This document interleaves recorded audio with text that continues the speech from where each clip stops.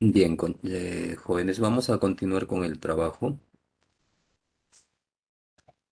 Hemos llegado a terminar lo que es la práctica del libro. Buenos días, Esperanza.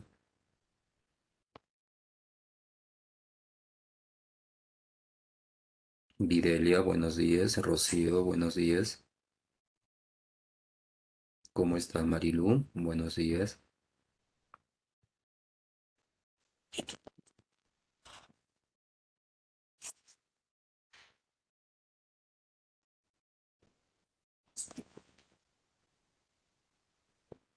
Jenny, buenos días. ¿Cómo estás? Jenner, buenos días.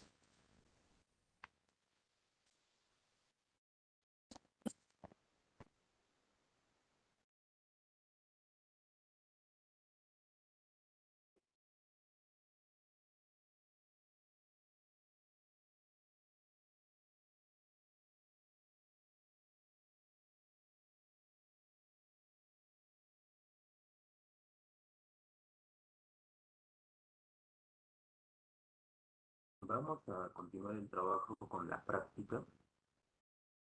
Ustedes ya lo tienen en la pantalla compartida.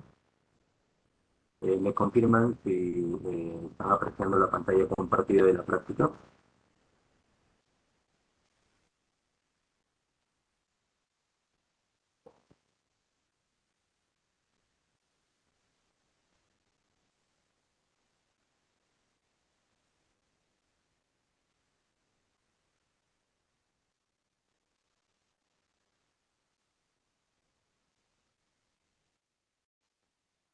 Bien, chicos, a ver, vamos por el texto número uno. Muy bien, Rosana, gracias por la confirmación.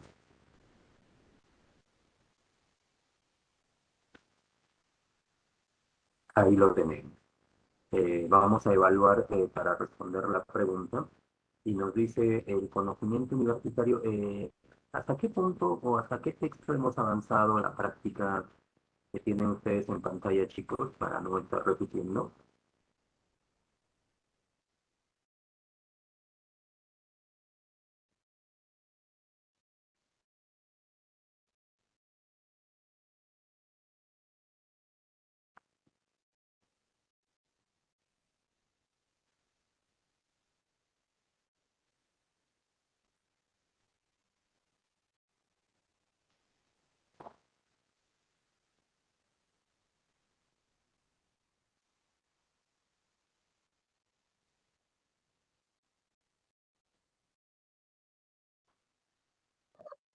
El texto 3 ya lo realizamos, profesor. El texto 4 falta. Bien, gracias, Joel.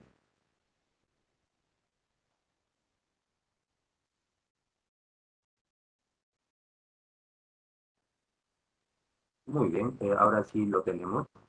Bien, vamos a ir calentando un poquito la mañana para tener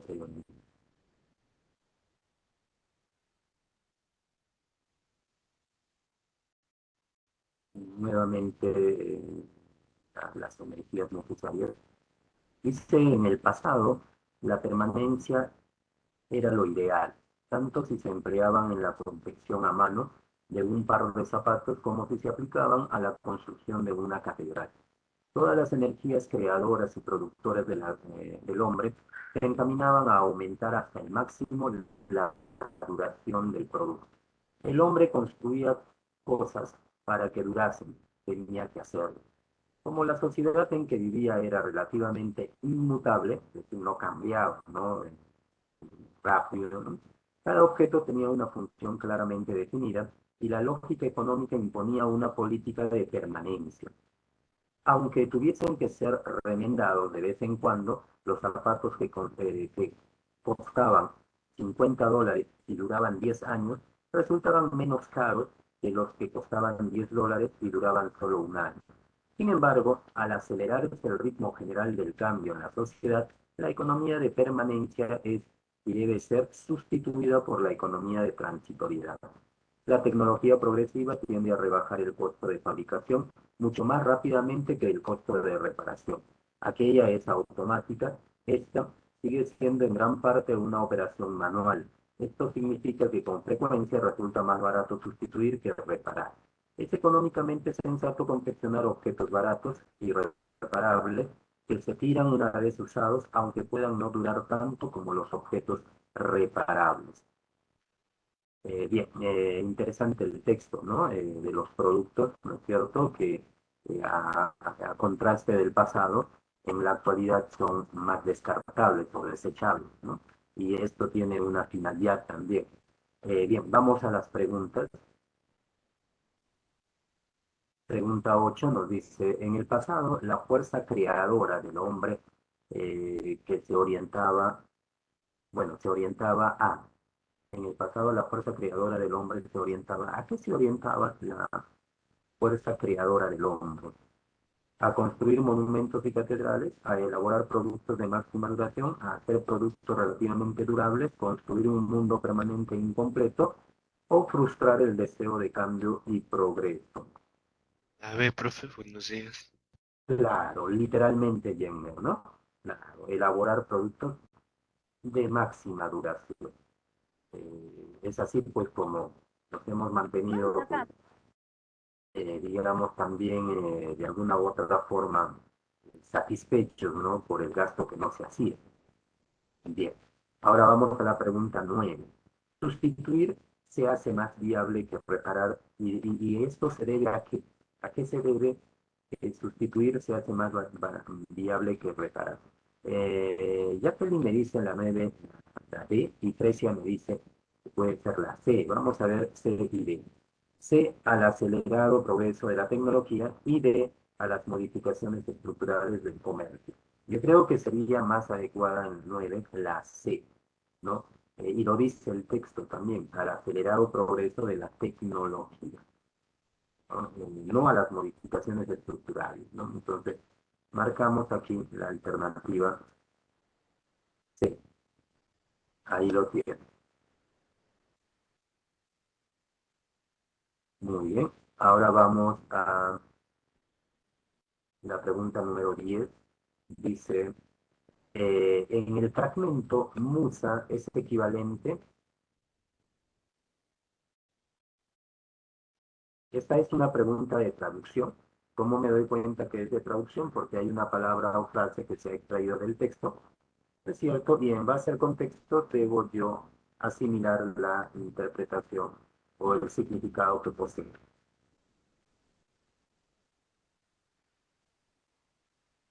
Excelente, Jacqueline. Y justo les iba a comentar de eso, ¿no? Esperaba que alguien me diera una idea, ¿no es cierto?, de cuál era la respuesta para yo preguntarle en qué parte del texto está la palabra musa. Y es cierto, Jacqueline, no hay la palabra musa, ¿no es cierto? Da la impresión como que se hubiera digamos, borrado esta palabra, pero como no lo hay, entonces, ¿qué hacemos? ¿No? Porque se supone que todo debe estar en el alcance del texto. En este caso, como no lo hay, nosotros vamos a tomarlo en un sentido, digamos, digamos, de suposición, haciendo una inferencia, ¿no es cierto?, de que cómo se tomaría en cuenta la palabra musa teniendo en cuenta el tema, ¿no? Si el tema habla de, digamos, la duración de los productos, y luego con el avance de la tecnología ya, digamos, estos cambian inmediatamente, ¿no?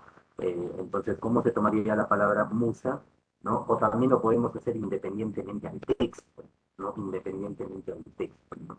Entonces, con el significado pleno que está en el diccionario, ¿no? Entonces, ¿cuál sería la respuesta teniendo en cuenta independientemente al texto? ¿Ingenio? Claro, ingenio sería en este caso, ¿no? Digamos, en este caso podríamos decir como un equivalente, ¿no? Un equivalente, ¿no? Muy bien, chicos. Entonces, muy bien reconocido. En realidad, todas las preguntas deben estar vinculadas directamente y estrechamente al texto. Ninguna debe salirse fuera de ella, ¿no? Entonces, hay que tener mucho cuidado, ¿no? Vamos a la 5, al texto 5, que aquí ya lo tenemos.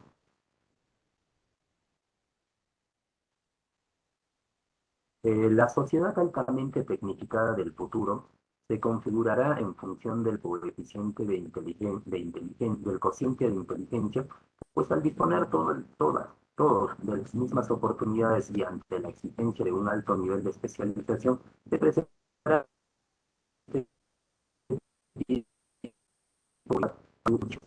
de trabajo tendrá su cantidad indiscutible. La tecnología de futuro será una meritocracia y en consecuencia las recomendaciones de nada servirán. Por ejemplo, el hijo de un individuo bien situado no podría ocupar una posición análoga a la de su padre si su cociente de inteligencia y su educación no se encontraran al nivel de los de su progenitor. Resumiendo, será una sociedad donde probablemente las escuelas licenciarán mayor proporción de gente educada que actualmente, pero donde la gran mayoría de los ciudadanos serán incapaces de comprender el futuro automatizado. Quizá comprendan los rudimentos del cálculo, de las ciencias naturales y de las humanidades, pero la investigación científica, los problemas gubernamentales y su interacción estarán fuera del alcance incluso de los licenciados universitarios. Además, la mayor parte de la gente tendrá que reconocer que, desde el punto de vista de la lógica, las computadoras pasarán en líneas generales mejor que ellos mismos. Bien, esto también nos habla de, digamos, de características, ¿no es cierto?, de determinados contextos en los cuales el ser humano se pueda desenvolver. Y vamos a las preguntas. Aquí tenemos la pregunta 11. Meritocracia significa en el texto una tecnocracia de los más. Esta palabra sí está en el texto y lo analizamos por su La contexto. B. La B, me dices, ¿no? La B. Inteligentes y preparados. Claro, eso es correcto, ¿no? Meritocracia se refiere a las personas inteligentes y preparadas. En este caso, marcamos la B como respuesta. Ahí lo tenemos. En la 12, el autor describe un futuro en el cual las computadoras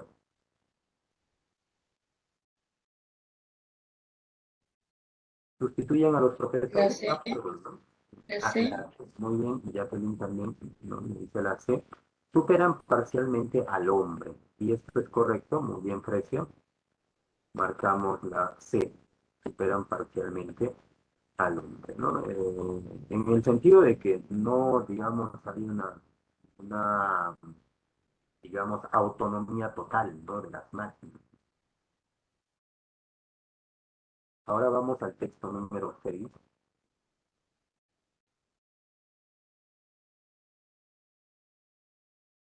Ahí lo tienen.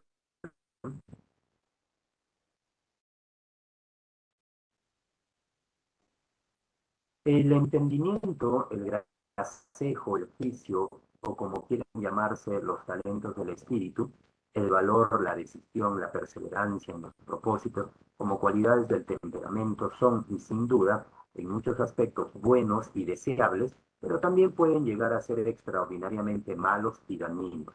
Si la voluntad que ha de hacer uso de estos dones de la naturaleza y cuya peculiar constitución se llama por eso carácter no es bueno. Lo mismo sucede con los dones de la fortuna, el poder, la riqueza, la honra, la salud misma y la completa satisfacción y el contento del propio estado, bajo el nombre de felicidad.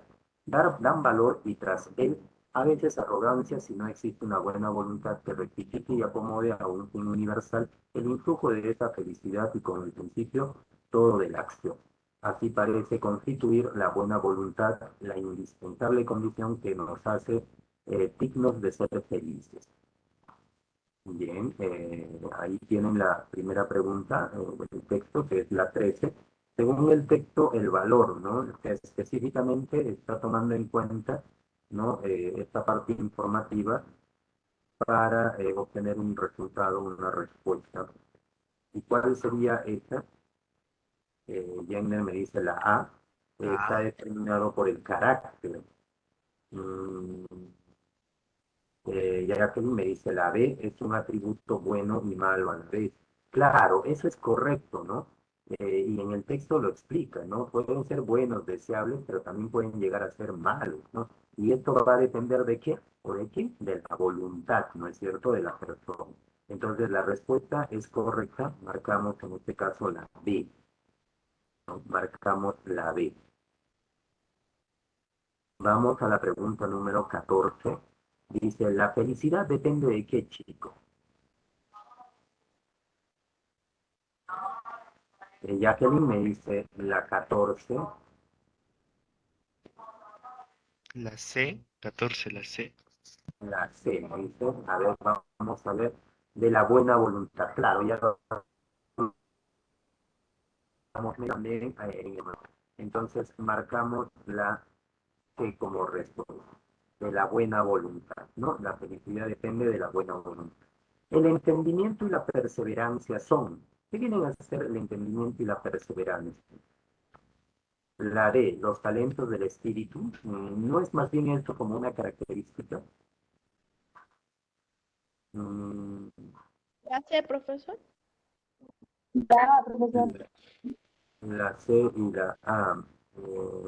Inexorablemente buenos, los talentos del espíritu. No. En el texto dice, ahí vamos a subir un poco, dice,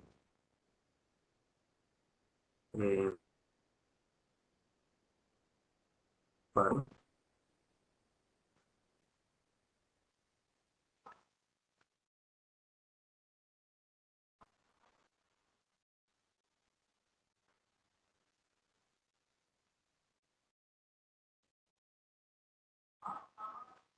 dice, el entendimiento, el gracejo, el juicio, o como quieran llamarse los talentos del espíritu, el valor, la decisión, la perseverancia en los propósitos, como cualidades del temperamento, son sin duda en muchos aspectos buenos y deseables, pero también pueden llegar a ser extraordinariamente malos y dañinos si la voluntad que hace hacer uso de estos dones de la naturaleza y cuya peculiar constitución se llama por eso carácter no es bueno, ¿no? Entonces aquí la respuesta sería claro, buenos y malos, bien, ¿no? Excelente.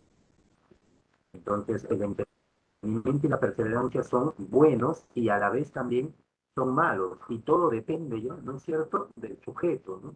Esto se toma en gran medida a lo que el sujeto, cómo lo se utiliza y cómo lo se emplea. Es igual, tú puedes tener muchas capacidades desarrolladas, pero vamos a ver cómo empleas esas capacidades, si es para un bien o es para un mal, ¿no? 16. Los dones de la fortuna producen arrogancia. Los dones de la fortuna producen arrogancia. Si es que producen felicidad, me dice Jacqueline Lare, si no están acomodados a un fin universal. Y eso es correcto y el texto también lo dice. Ten en cuenta que la retención se puede determinar ya sea literalmente, ya sea modificada o ya sea dicha con otras palabras, ¿no? Entonces la respuesta en la 17, la D. Vamos al texto número 7. Ahí tienen el texto número 7.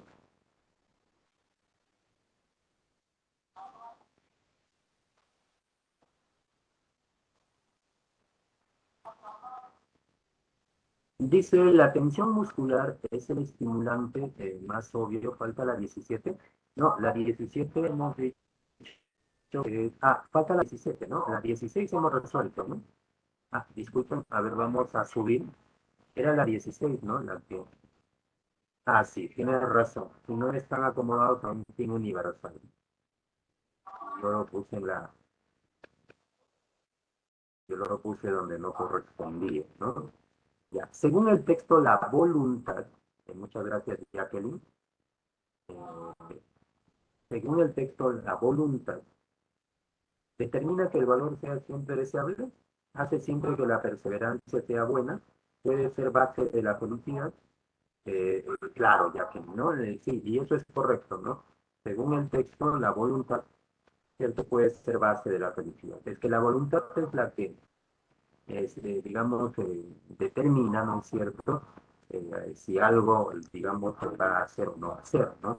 Es decir, es el punto de inicio de tu decisión, ¿no? Muy bien, entonces la C. Ahora sí, pasamos al siguiente texto 7. Ahí lo tienen.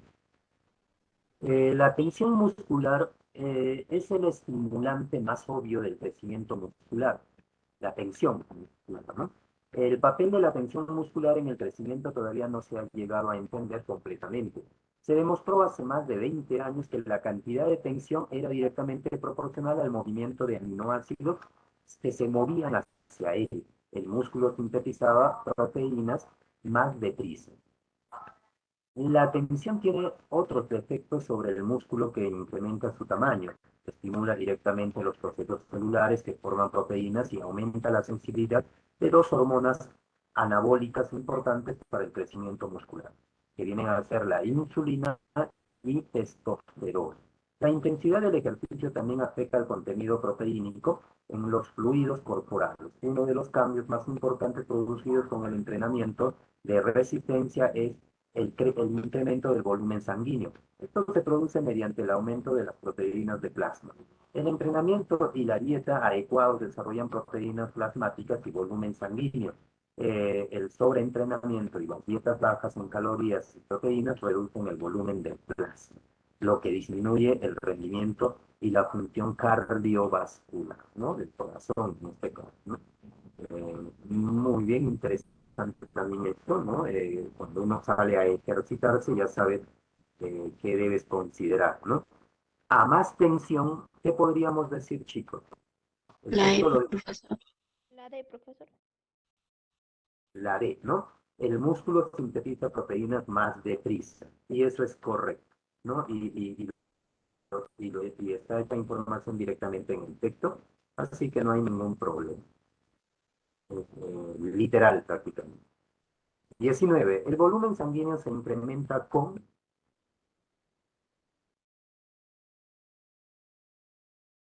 los ejercicios corporales, el sobrecalentamiento del cuerpo, las dietas bajas en calorías y proteínas, el aumento de las proteínas del plasma, el crecimiento celular. La A me dice, los ejercicios corporales. A ver, si subimos al texto y recordamos, ¿no es cierto? El volumen sanguíneo se incrementa no directamente con los ejercicios corporales, ¿no?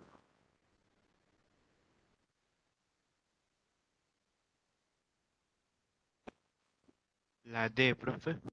La D, claro, el aumento de las proteínas del plasma. Eso es correcto. Entonces marcamos la D, ¿no? Y el texto mismo lo dice, ¿no? No hay ninguna distorsión, así que asumimos lo que el texto menciona. 20. El sobrecalentamiento y las dietas bajas en proteínas y calorías, ¿qué producen, chicos? ¿Qué es lo que produce? La E, reducción del plasma. Jacqueline me dice la C, poca tensión muscular. No. No, La E, claro, la reducción del volumen del plasma. Está casi al final del texto, ¿correcto? Esa información está casi al final del texto, así que es, digamos, evidente. Ahora vamos a la 21. La función cardiovascular de la que se habla también al final del texto se ve disminuida ¿por qué se ve disminuida? C. Me dice Jacqueline, el sobreentrenamiento y la dieta baja en calorías y proteínas. Y eso es correcto, está muy bien la respuesta. Eso lo dice el texto también directamente. Muy bien, entonces como han comprobado, chicos, que son preguntas de retención, tanto de preguntas, digamos, en este caso, directas, ¿no? Este texto tiene preguntas directas, toma información del texto y se responde con lo que sigue, ¿no es cierto? Al texto. Incluso hay un dato que les tengo que dar. Cuando no está más adelante, entonces puede estar incluso un poco más arriba, ¿no? Pero hay que saber conectar, ¿no? Es por eso que en conectores hemos trabajado todo lo que es, pues, cómo se vinculan las informaciones, ¿no es cierto? Para generar un sentido más completo, sin, digamos, distorsionarse y sin obstaculizar. Vamos al texto número 8.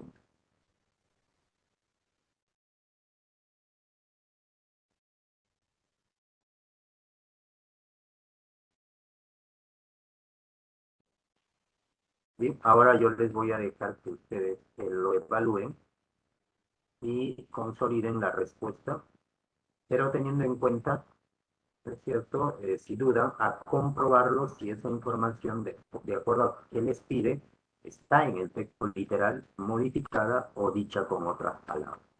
Adelante, chicos, a evaluarlo. Tienen unos minutos.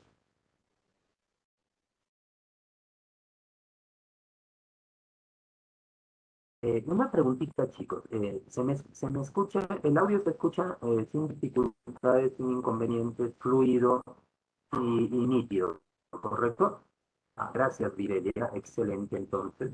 Continúen, chicos. Gracias, Jacqueline.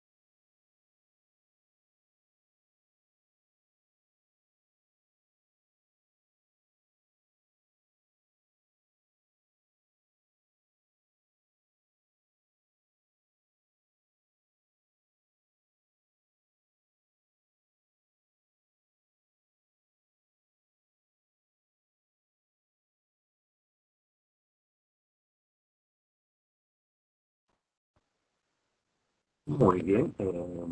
Grecia me dice en la número 22 que sería la C, la respuesta.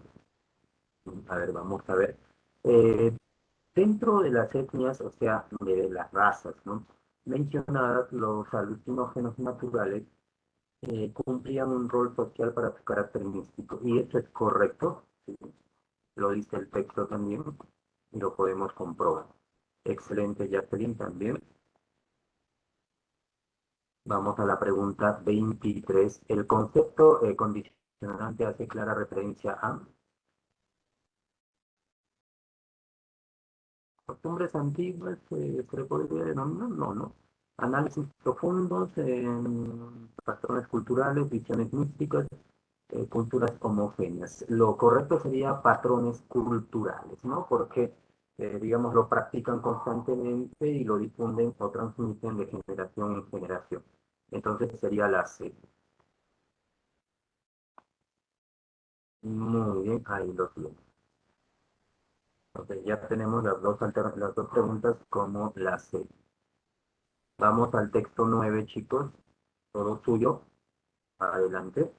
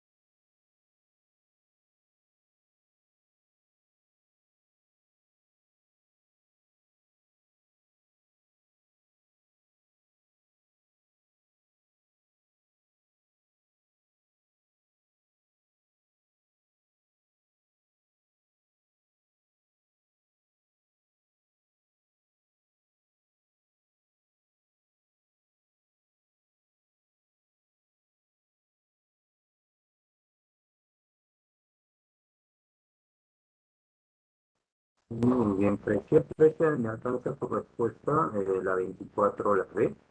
El autor señala la necesidad de la mortificación de los apetitos y de los gustos en todas las cosas, porque, eh, a ver, también me dice Jenner la B, así el alma quedará libre para recibir la luz de Dios, ¿no? Y eso es correcto, ¿no? Está en el texto también. Muy bien, consideramos la B como respuesta. Sí, Rocío, es correcto. Vamos ahora a la 25 y la 26. ¿Qué significa la palabra término en el texto? Esto es de traducción, al igual que la siguiente pregunta, también es de traducción.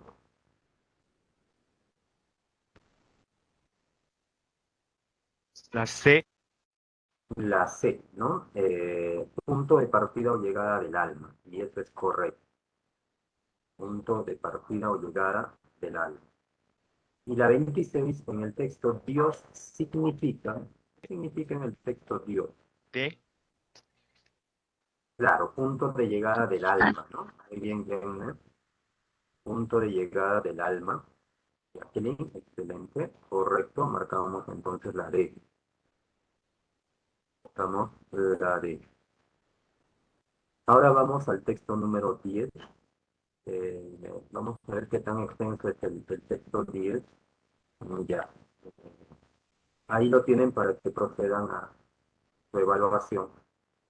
Adelante, chicos.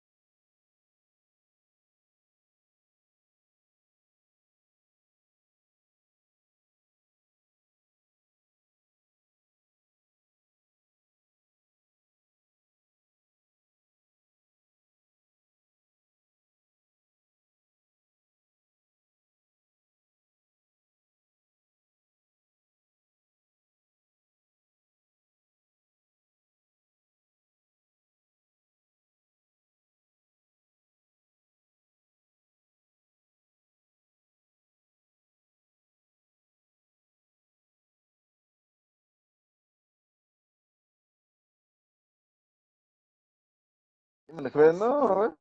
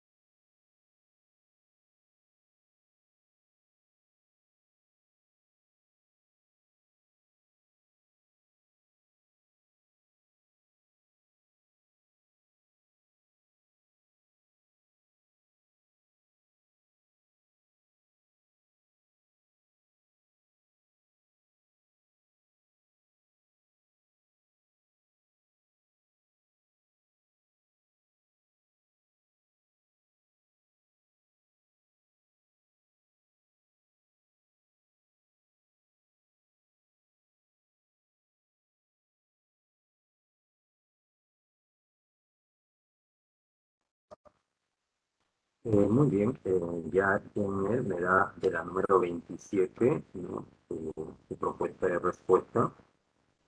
La C. A ver,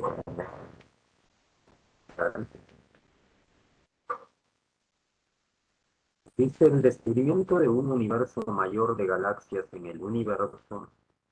A ver, permitirá comprobar la existencia de la vida en otros planetas. Otros me marcan la A, tiene sustento en una extensa base estadística.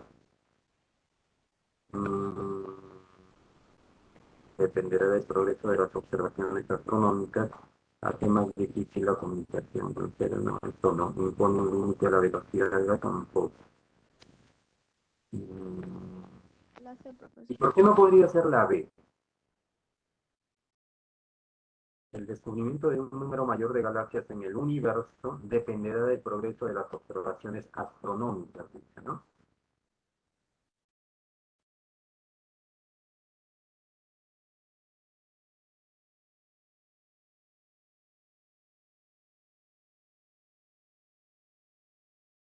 No, la E se sale del marco de lo que es digamos, lo coherente al tema, por eso es que no lo considero ni la D.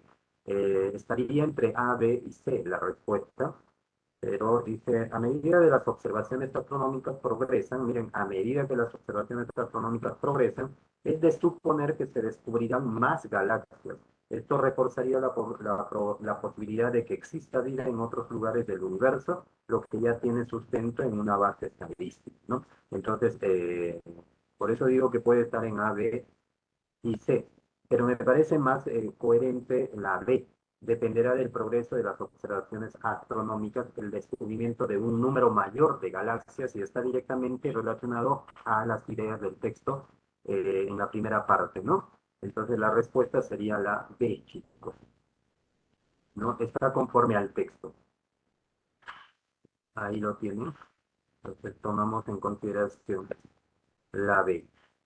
En la número 28 dice las posibilidades de que exista vida en más de un sitio del universo son abrumadoras. ¿Por qué? ¿Por qué son abrumadoras? La E. La E, ¿dónde está la E? A ver, le diré la E, y estoy viendo. Existe un número muy grande de galaxias en el universo, sí, eso es correcto. Es abrumadora por la existencia de un gran número de galaxias, ¿no? Y al haber muchas galaxias hay muchas posibilidades, ¿no es cierto?, de encontrar algún planeta en el que haya vida, ¿no? Excelente. Ahora, en la número 29 dice, no podríamos comprobar la existencia de vida en otros lugares del universo porque La E. la E, a ver, la E me dice Jacqueline, vamos a ver, Profesor. porque las leyes físicas imponen un límite a las comunicaciones. Claro, ¿no? Y en la parte final dice, ¿no? Mientras llega, digamos, el mensaje, ¿no?, que se está enviando digamos, llegue a su destino, nosotros ya no existiríamos, no estaríamos incluso, ¿no? Claro, y eso tiene que ver con las leyes físicas, ¿no? Hasta el momento, digamos, conocidas. Entonces es correcto esto y el texto lo determina también así. Muy bien, excelente. Vamos ahora a la pregunta número 30. La B. La A B. ver, vamos a ver la D, dice, o la B. B. B. B. Eso, ¿no? B B. de beso. Muy bien, B de vaca grande. De acuerdo con el texto, ¿cuál de las siguientes afirmaciones es correcta? Ah, quiere decir que hay una sola correcta, perdón, cuatro correctas y una sola incorrecta. A ver, me dijeron la B. En nuestra galaxia no hay planetas con condiciones para la vida. Esto es incorrecto, ¿no? Sí hay en este caso, ¿no? Esto es incorrecto. Las distancias del universo son un límite intangible, esto es correcto. Las leyes de la física impiden la combinación, es correcto. El producto de la observación permite descubrir nuevas galaxias, también. La distancia que nos separa de la galaxia más cercana es enorme, también, ¿no? Entonces, A es correcta, C es correcta, D es correcta y E es correcta. Ahora, la B, en nuestra galaxia no hay planetas con condiciones para la vida. ¿No es cierto? Esta sería incorrecta. Excelente, chicos. Ok, hay formas de corroborar la respuesta cuando se toma en cuenta, digamos, el nivel que se está trabajando como la retención. Y eso permite, pues, tener un alcance mucho más preciso, ¿no? En cuanto a la respuesta. Muy bien, jóvenes. Hemos llegado a la parte final de la clase. Espero que hayan, digamos, quedado satisfechos con las respuestas y, digamos, los puntos de aclaraciones de por qué sus respuestas son correctas.